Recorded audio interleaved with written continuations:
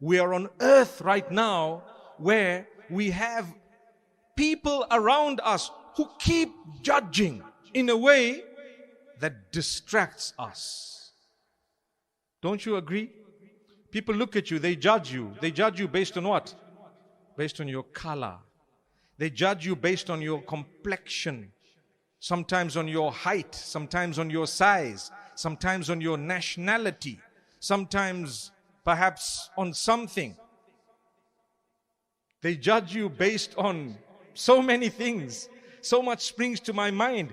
They judge you based on your sins. My brothers and sisters, I want to tell you, Allah judges you. But He's the only one who never judges based on your sin. Did you know that? You must be surprised. I think He's making a mistake. No. Allah never ever judges you based on your sin.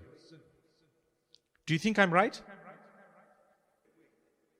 Every country that an aid organization visits sometimes is affected by something uniquely theirs. It's a problem. Sometimes it's a flood. Sometimes it's an earthquake. Sometimes it's a mudslide. Sometimes it is a tsunami. Sometimes it might just be whatever else it may be, but some form of a disaster. The outbreak of a disease. May Allah grant us all cure and protect us.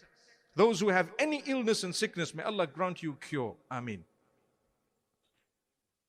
Those who are struggling, I said it yesterday, I'm saying it again today.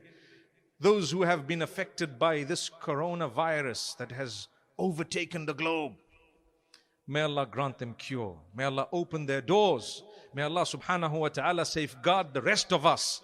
No matter what faith they belong to, what nationality they are, where they are from, what their color is, what their size is, may Allah grant them cure. Say Ameen. We won't judge. It's wrong for me to say that was a punishment. Subhanallah, did someone come and dish it out to you to say, tell them it's a punishment. Punishment. Go tell them. Let them know. Is that what happened? Not at all. Subhanallah, you could be affected by it and so could I. Yes, it is a reminder from Allah. It may well, perhaps, be a warning from Allah, a reminder, etc. It is a disease, a virus that is taking over the globe, not looking at who you are. When the tsunami happened, people were saying, that's a punishment. And I said, what about those who died in the masjid while they were in salah? And the others who died while they were fulfilling or reciting the Quran. And some died while they were engaged in the dhikr of Allah. What about them? Oh, I didn't think of that. You see, leave it to Allah to decide. It may have been their means of entry into paradise, right? Wouldn't it be considered as a Muslim the best death to die while you're in prostration, while you're in sujood? One of the best deaths. Who wants to die in sujood? My hand is up.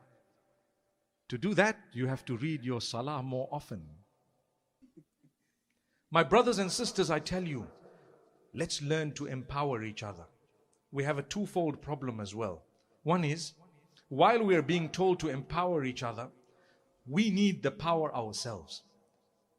Because in many cases we're struggling with our own struggles. How am I going to give you help when I need help myself? I tell you what Allah teaches us. كان الله في عون العبد ما كان العبد في عون أخيه. Allah continues to help His slave for as long as that person is involved in helping another person.